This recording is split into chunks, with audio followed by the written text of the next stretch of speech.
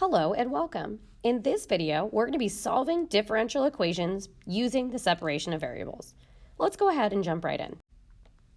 So as we mentioned when we talked about slope fields and differential equations in general, there are many different types of differential equations, but the only kinds that we will be solving in this class are differential equations in which we can separate the variables. What I mean by that is it is possible using multiplication and division to take a dy dx statement that has something happening with x's and y's and separate it so that we have dy being multiplied or divided by the y part of the function and dx being multiplied or divided by the x part of the function. That allows us to integrate the left-hand side with respect to y and the right-hand side with respect to x. If we can't separate these variables, then we're not going to be solving that type of problem in this class. There are entire classes in college dedicated to differential equations, and this class is just really touching on differential equations that we can solve using the separation of variables. Let's look at how we go about solving these problems.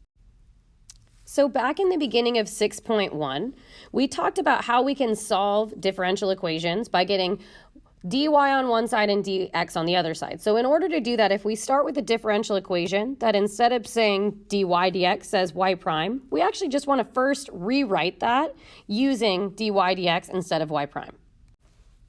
Then what we want to do is we want to move everything that isn't y to the right-hand side. So go ahead and subtract x from both sides and then divide both sides by 2. There we go. And then just like we did in that first section, we're going to move dx to the other side using multiplication as well. Now that we have all of our y stuff on the left and all of our x stuff on the right, which is the most crucial step, that's the separating of variables part, now we can integrate both sides with respect to their appropriate variable, and then we can solve for y. So if I integrate y, I'm going to get y squared over 2. If I integrate negative 1/2 x squared, I'm going to get negative x squared over 2 times 2, or negative x squared over 4 plus c. And you don't need a plus c on both sides of the equation, so keep it with your x. And now we're going to just solve for y. So we're going to multiply both sides by 2. That's going to give me y squared equals negative 1/2 x squared plus, instead of writing 2c, since c is just holding the place of a number, I'm just going to change the subscript. So I'm going to call this c sub 1. And then to solve for y, I'm going to go ahead and square root both sides, and I'm going to write those as two separate solutions. So if I square root, I get plus or minus the square root of the right-hand side, so the negative version of 1/2 x squared plus c1, or y is going to equal the positive version of negative 1/2 x squared plus c1. If we're given an initial condition, then we could plug it in to the appropriate equation and find the particular solution instead of the general solution. So we just found the general solution because it still has a c value in it, a c sub 1. Let's look at a few more examples. All right, so here we have a differential equation that we can solve using the separation of variables, and we have an initial condition so we can find the particular solution. So the first thing I'm going to do is I'm going to separate my dy and my dx. So I'm going to multiply both sides by dx. Then I'm going to integrate both sides. So y equals x to the 4th over 4 plus c. Now, so what we just found, this is the general solution. If we want to find the particular solution, we're going to plug in the point that we are given. So the point 1/1/2. So y is equal to 1/2 when x is equal to 1. And if we solve this, we're going to get that c is going to be 1/4. So our particular solution that passes through the point 1/1/2 is going to be y equals x to the 4th over 4 plus 1/4. Let's look at another example. So here on number 2, I'm going to rewrite this as dy dx, and I'm actually going to split this into two separate fractions. So x divided by x plus 2 over x. I'm going to split it because that's going to make it easier to integrate when I get to that step. I'm going to multiply both sides by dx and go ahead and simplify that. X over x is 1. Now I can integrate both sides. This is going to become y equals x plus 2 times the natural log of the absolute value of x plus c. So there's our general solution. Now we can take our initial condition, e squared, and plug that in. E squared equals e squared plus 2 times natural log of e squared. I'm going to put parentheses instead of absolute value because e squared is already a positive number. This allows me to drop the squared sign down. So e squared equals e squared plus 4 times natural log of e plus c. If I subtract e squared on both sides, I get 0. Natural log of e is 1, so 0 is 4 plus c, which means that c must be negative 4. And then I can go ahead and rewrite my now particular solution, y equals x plus 2 natural log the absolute value of x minus 4. All right, I'm going to clear this out of the way, and then I'm going to give you one I want you to try on your own. All right, here we go. I want you to find the general solution and the particular solution of this differential equation. Go ahead and pause the video and work through it on your own, and then unpause the video and see how you did. So hopefully you gave yourself enough time to try. Here are the steps up to the general solution. Then I will put up the steps for the particular. Here we go. There's the particular solution. Now let's look at some more complicated variations on the separation of variables. All right, if we just start with what we have been doing on this example here, we would multiply both sides by dx and also divide both sides by y because I need to move y to the dy side and x and dx on the same side. So here's the first step I would do.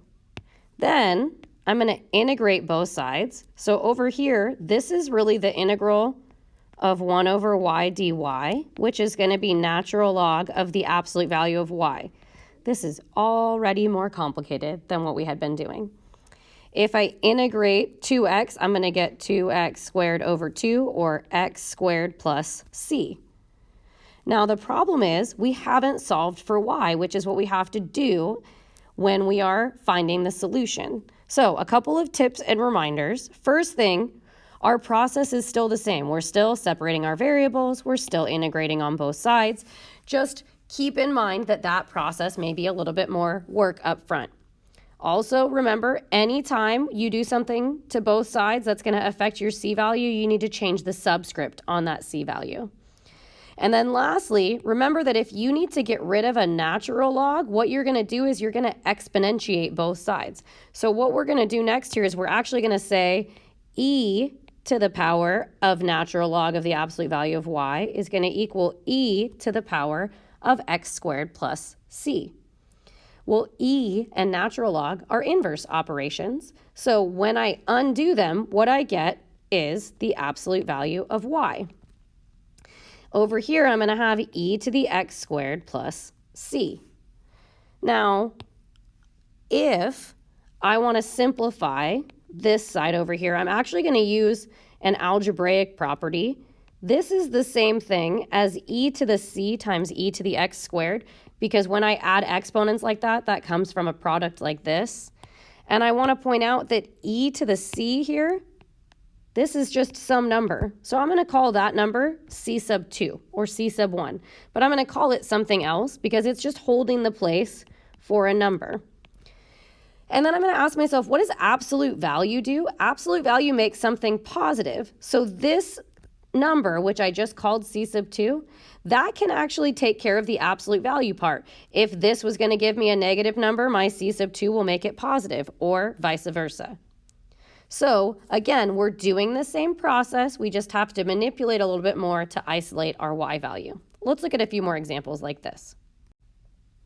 All right, these two are actually not more complicated. So I'm going to just put up the solutions for these. If you're looking for 2 more practice problems, kind of like the ones we did before, here are 2 more great problems to practice, but they aren't like the ones we just did. So I'm going to just put up the solutions and then move on to the next piece. But if you want to, pause the video and you got a couple more practice problems to work on here.